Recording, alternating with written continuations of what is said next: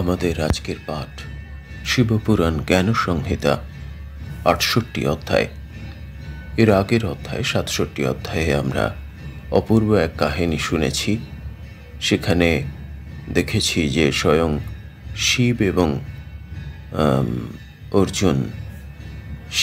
অর্জুন পরস্পর যুদ্ধ করছেন তীরের অধিকার নিয়ে, এবং সবই শিবের মায়া। তারপরে অবশেষে শিব অর্জুনকে দর্শন দিলেন এবং পাশুপত অস্ত্র প্রদান করলেন। আর অর্জুনের অপূর্ব শিব স্তব আমরা শুনেছি এর আগের অধ্যায়ে। তারপরে আজকে শুনব জ্ঞান সংহিতা ৬৮ অধ্যায়।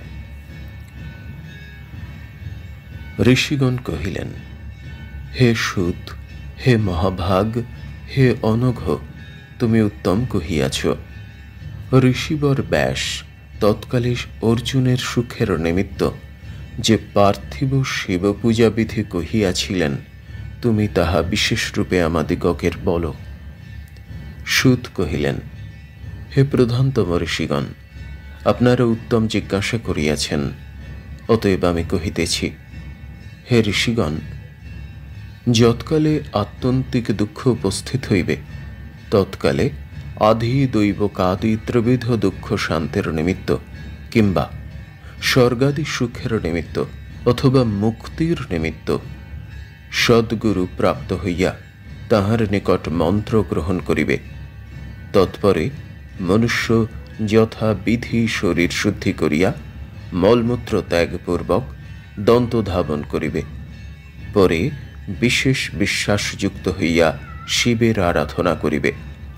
ব্রাহ্ম মুহূর্তে গাত্রোত্থানপূর্বক গুরুকে প্রণাম করত শিবনাম এবং তীর্থ নাম কীর্তন করিবে। হে ঋষিগণ, পরে মুখ প্রক্ষালনপূর্বক স্নানকালে স্নান করিবে। তৎপরে আচমন করিয়া মন্ত্র এবং শিবাদি নামযুক্ত পদ দ্বারা ললাট, হৃদয়, নাভি, কলদেশ, উভয় স্কন্ধ, উভয় বাহু, পৃষ্ঠ, মস্তক ইত্যাদি দ্বাদশ স্থানে তিলক ধারণ করত ধর্মশাস্ত্রোক্ত সন্ধ্যা বন্দনাদি নিত্য কার্য সম্পাদন পূর্বক ভূত শুদ্ধি করিয়া শিবের প্রাণ প্রতিষ্ঠা করিবে। পরে শিবের সেবা করিবে।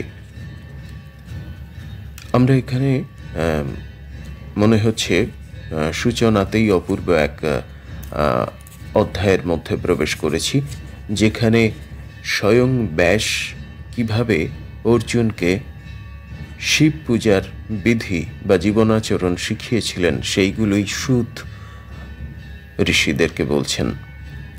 আমরা দেখলাম এখানে বেশ কিছুটা অংশ, কিভাবে কখন ঘুম থেকে উঠতে হবে, তারপরে উঠে কি করতে হবে, এবং তারপরের অংশগুলো তিনি ঋষিদেরকে বলছেন। শোনা যাক আরো। তাহলে কি বলছেন? পরে শিবের সেবা করিবে। শিব সেবাই মনুষ্যের সর্বদা সিদ্ধিদায়িনী। হে প্রধানতম ঋষিগণ, সেই জ্যোতিস্বরূপ শম্ভু আমার হৃদয়ে অবস্থান করিতেছেন। অতএব হৃদয়স্থ শম্ভু জপ সিদ্ধের নিমিত্ত আমার শরীর পবিত্র করুন। এই অর্থের মন্ত্র দ্বারা পূর্বোক্ত সমস্ত কার্য সম্পাদন করিয়া শিবের পূজাদি করিবে। প্রথমে পিতৃকার্য, তৎপরে সূর্যার্ঘ্য প্রদান, তৎপরে গণেশের পূজা, তৎপরে বিষ্ণু পূজা, তৎপরে যথাবিধি ভবানীর পূজা করিয়া যথাবিধি পার্থিব শিবলিঙ্গ পূজা করিবে। পবিত্র স্থান হইতে মৃত্তিকা আহরণ করিবে। ওং শ্রী অষ্টমূর্তয়ে নমঃ এই মন্ত্র পাঠপূর্বক সযত্নে মৃত্তিকা সংগ্রহ করত। ওই মৃত্তিকা যথাবিধি শোধন করিয়া পবিত্র স্থানে রক্ষা করিবে। আমরা দেখলাম এখানে কিভাবে ঘুম থেকে উঠে কোন কোন ভাবনা এবং ক্রিয়া করতে হবে সেগুলো পরিষ্কার লেখা আছে। এবং সবচেয়ে বড় কথা যে তিনি বলছেন যে জ্যোতিস্বরূপ শিব আমার হৃদয়ে অবস্থিত, এটা ভেবে নিতে হবে।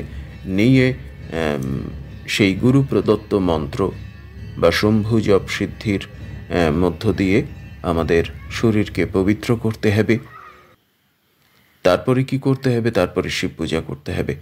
আর তার আগে প্রথমে পিতৃকার্য, তারপরে সূর্যের প্রতি অর্ঘ্য প্রদান, তারপরে গণেশের পুজো, তারপরে বিষ্ণুর পুজো, তারপরে যথাবিধি ভবানীর পুজো এবং তারপরে পার্থিব শিবলিঙ্গের পূজা।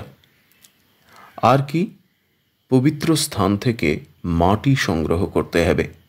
সেই মাটি সংগ্রহের আবার মন্ত্র রয়েছে। কি বলতে হবে? ওং শ্রী অষ্টমূর্তয়ে নমঃ। এই মন্ত্র পাঠপূর্বক সযত্নে মৃত্তিকা সংগ্রহ করত। ওই মৃত্তিকা যথাবিধি শোধন করিয়া পবিত্র স্থানে রক্ষা করিতে হইবে। প্রতিদিন সংগ্রহে অশক্ত হইলে কৃষ্ণপক্ষের চতুর্দশীতে সংগ্রহ করিতে হইবে। আর শাস্ত্র কি বলছে? প্রতিদিন যদি মাটি সংগ্রহ করতে অসুবিধে হয় তাহলে কৃষ্ণপক্ষের চতুর্দশী তিথিতে এই মাটি সংগ্রহ করতে হবে। আসলে জীবনকে আরও গভীরতর পজিটিভিটিতে, সফলতার মধ্যে নিয়ে যাওয়ার জন্য একটা কাঠামো, একটা বলা যেতে পারে যে জীবনাচরণ, সেটা শেখাচ্ছে শাস্ত্র। তার মানেই যে এর বাইরে অন্য কোনো নিয়ম বা বিধি, সাধারণভাবে শাস্ত্র বহির্ভূত যা প্রচলিত রয়েছে তা যে সত্য নয় তা নয়, কিন্তু এটা একটা ধরন। এর বাইরেও আরও অনেক কিছু থাকতে পারে, কিন্তু এইগুলো আমরা শুনে নিই। যেহেতু শিবপুরাণ পড়ছি, তাই শিবপুরাণের এই জায়গাগুলো আমরা একটু শুনে নিই। কি বলা হচ্ছে শিবপুরাণ, কি বলছেন শিবপুরাণ? ওই মৃত্তিকায় 1 মাস পর্যন্ত কার্য হইবে, পরে পুনর্বার মৃত্তিকা সংগ্রহ করিবে। পরে আচমনান্তর মাস পক্ষ তীর্থাদের উল্লেখপূর্বক সংকল্প করিবে। অনন্তর শিবায় অঙ্গুষ্ঠাভ্যাং নমঃ, ভবায় তর্জনীভ্যাং নমঃ, সর্বায় মধ্যমাভ্যাং নমঃ, পশুপতয়ে অনামিকাভ্যাং নমঃ, মহাদেবায় কনিষ্ঠাভ্যাং নমঃ এবং ঈশানায় করতল পৃষ্ঠাভ্যাং নমঃ।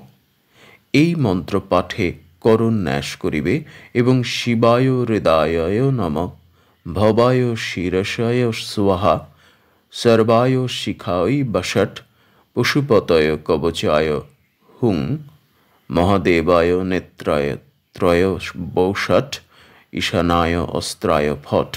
এই মন্ত্র পাঠে অঙ্গন্যাস করিবে।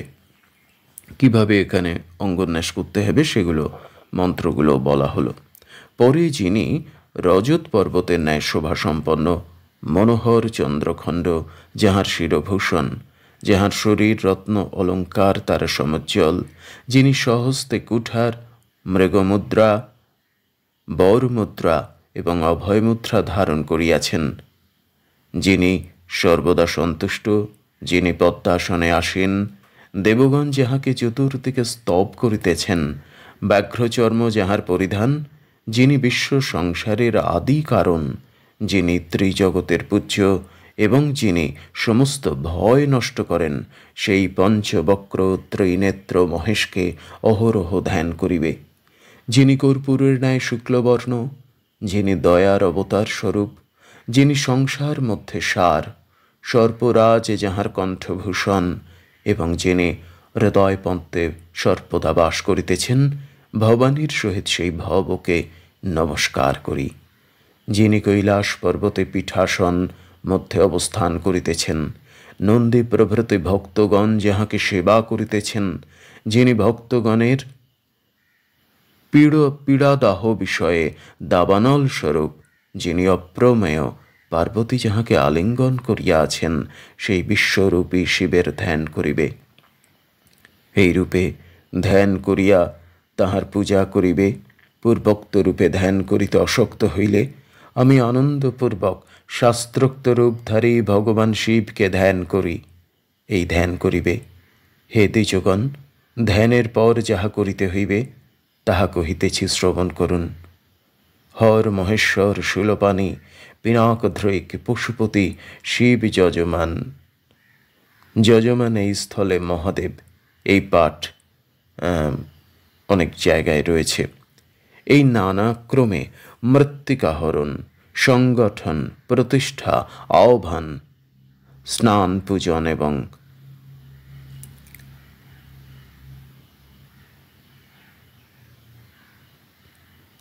আবারও পড়ছি, হর, মহেশ্বর, শূলপাণি, পিনাকধৃক, পশুপতি, শিব এই নামক্রমে মৃত্তিকাহরণ, সংগঠন, প্রতিষ্ঠা, আহ্বান, স্নান, পূজন এই মন্ত্র দ্বারা বিসর্জন করিবে। হরায় নমঃ এই বলিয়া মৃত্তিকাহরণ করা, মহেশ্বরায় নমঃ এই মন্ত্র পাঠপূর্বক লিঙ্গ গঠন করিবে, শূলপাণায় নমঃ এই মন্ত্র দ্বারা লিঙ্গের প্রতিষ্ঠা করিবে, পিনাকপাণায় নমঃ এই বলিয়া আবাহন করিবে। এইরূপে সামান্য আবাহন করিয়া, হে প্রভু, রমণীয় কৈলাস শিখর হইতে আগমনপূর্বক আমার এই পূজা গ্রহণ করত, আমাকে যথাবিহিত বর প্রদান করুন। আমি যথোক্ত রূপধারী শম্ভুকে আবাহন করিতেছি। এই মন্ত্র পাঠ করিয়া বিশেষ রূপে আবাহন করিবে। যে পরিমাণে মন্ত্র জপ করিবে তাহার দশাংশ হোম করিবে, তাহার দশাংশ ব্রাহ্মণ ভোজন করাইবে। পরে শিবের মহাপ্রতাপশালী বৃষ এবং প্রমথগণকে পূজা করিয়া যেরূপ কর্তব্য তাহা করিবে। শ্রী পশুপতয়ে নমঃ এই মন্ত্র বলিয়া স্নান করাইবে। মৃত্যুঞ্জয় প্রভৃতি নাম এবং মন্ত্র দ্বারা শিবকে সম্যক রূপে অর্ঘ্য জলে স্নান করাইবে। শ্রী শিবায় নমঃ এই বলিয়া ধূপ, দীপ, নৈবেদ্য প্রভৃতি নানাবিধ নৈবেদ্য দ্রব্য নিবেদন করিবে। তৎপরে আরতি করিবে। যজমানায় নমঃ ক্ষমস্য এই বলিয়া বিসর্জন করিবে। পুনর্বার ধ্যান নিত্যং ইত্যাদি পূর্বোক্ত ধ্যান করিয়া জপ আরম্ভ করিবে। এই শ্রী সদাশিব মন্ত্রের বামদেব ঋষি, দেবী পঙ্ক্তি ছন্দ, শ্রী শিব দেবতা আমার ভক্তি এবং মুক্তি প্রাপ্তি নিমিত্ত জপে বিনিয়োগ, ইহা পাঠ করিয়া অনন্ত ফল সিদ্ধের নিমিত্ত গুরু যে মন্ত্র উপদেশ করিয়াছেন, ওই মন্ত্র শিবের নিকটে যথাবিধি জপ করিবে। জপ সময়ে তদ্গত চিত্ত হইয়া ভগবান ত্রম্বকের ধ্যান করিবে। শুভা ফলাকাঙ্ক্ষী নর যথাশক্তি জপ করিয়া তাহার দশাংশ তর্পণ করিবে এবং তাহার দশাংশ মার্জন করিবে। সাঙ্গ পূজা ফল নিমিত্ত অষ্টমূর্তির পূজা করিবে। পণ্ডিত ব্যক্তি সর্বায় ক্ষিতি মূর্তায় নমঃ, ভবায় জলমূর্তয়ে নমঃ, রুদ্রায় তেজমূর্তয়ে নমঃ, উগ্রায় বায়ুমূর্তয়ে নমঃ, ভীমকায়াস মূর্তয়ে নমঃ, পশুপতয়ে যজমান মূর্তয়ে নমঃ, মহাদেবায় শ্যামমূর্তয়ে নমঃ, ঈশানায় সূর্যমূর্তয়ে নমঃ যথাক্রমে এই মন্ত্র পাঠপূর্বক অক্ষত অথবা চন্দন দ্বারা পূজা করিবে। তৎপরে নৃত্য, গীত, গালবাদ্যাদি করিবে। হে শৌনাকাদি ঋষিগণ, পুনর্বার একাঞ্জলি পরিমিত অক্ষত এবং পুষ্প গ্রহণ করিয়া বক্ষমান মন্ত্র পাঠপূর্বক শঙ্করের নিকটে প্রার্থনা করিবে। হে মেরঢ়, আমি তোমার, আমার প্রাণ এবং মন উভয়ই তোমাতে রহিয়াছে। হে কৃপানিধে, হে অনঘ, তুমি ইহা অবগত হইয়া আমার প্রতি প্রসন্ন হও। হে শঙ্কর, আমি অজ্ঞানপূর্বক অথবা অজ্ঞানপূর্বক যে যে পূজাদি করিয়াছি, তোমার কৃপায় তাহা সফল হোক। আমি এক্ষণে মহাপাপী, তুমি মহাপবিত্রকারী। হে দেবেশ, ইহা অবগত হইয়া যেরূপ ইচ্ছা হয় তাহা করো। ঋষিগণ বেদ, পুরাণ, মীমাংসা প্রভৃতি নানাবিধ শাস্ত্র দ্বারাও তোমাকে জানিতে পারে না। হে মহাদেব, হে সদাশিব, আমি তোমাকে কিরূপে জানিব? হে মহেশ্বর, তুমি যাহাই হও, আমি সর্বতভাবে তোমারই। এই অর্থের মন্ত্র পাঠপূর্বক শিবের মস্তকে অক্ষত এবং ফুল নিক্ষেপ করত নানা প্রকার প্রার্থনা করিয়া শিবের বিসর্জন করিবে। হে দেবেশ, এক্ষণে দয়া করিয়া যেরূপ আগমন করিয়াছ, হে দেব, তুমি পুনর্বার সেইরূপ আগমন করিবে, এই বলিয়া বিসর্জন করিবে। তৎপরে মাস, পক্ষ, তিথির উল্লেখ করিয়া দক্ষিণান্ত করিবে। তৎপরে কর্মদক্ষ মনুষ্যগণ সাংসারিক কার্য নির্বাহ করিবে। এইরূপে যথা বিধানে পূজা করিলে ওই পূজা হইতে বহু ফললাভ হয়। পূজা বিধানার্থ ব্রাহ্মণগণের অলাভ হইলে স্বয়ং মন্ত্র দ্বারা পূজা করিবে, তাহাতেই সাঙ্গ পূজার ফললাভ হইবে। ভগবান শঙ্করের এইরূপ আজ্ঞা। যিনি এইরূপে পূজা করিয়া থাকেন, মনুষ্যেরা কেবল সেই ব্রাহ্মণ হইতে অক্ষত আশীর্বাদ গ্রহণ করিবে। যে ব্যক্তি হরের পূজা করে, তাহার কোনো বিষয়ে অভাব থাকে না। যে নর নিরন্তর 6 মাস যথাবিধি শিব পূজা করে, সে জীবনমুক্ত হয় এবং শাপ প্রদান ও বর প্রদান এই উভয় কার্যে সক্ষম হয়, তাহাতে সংশয় নাই। ঋষিদিগের এইরূপ আজ্ঞা যে মানব শিব ভক্তকে দর্শন করে, সে শিব দর্শন জন্য ফল লাভ করে, ইহাতে সন্দেহ নাই। আমি আপনার বুদ্ধি অনুসারে এই প্রকার কহিলাম। ভগবান কৃষ্ণ, দেবরাজেন্দ্র, প্রধান প্রধান মণিগণ সকলেই এইরূপে পূজা করিয়া থাকেন। যিনি এই উপাখ্যান শ্রবণ করেন, তাহার অবিনাশিনী সিদ্ধি লাভ হয়। 68 অধ্যায় সমাপ্ত। ওম নমঃ শিবায়, ওম নমঃ শিবায়, ওম নমঃ শিবায়। আমরা এই অধ্যায়ে দেখে নিলাম যে স্বয়ং ব্যাস কিভাবে অর্জুনকে শিব পূজার বিধি বলেছেন।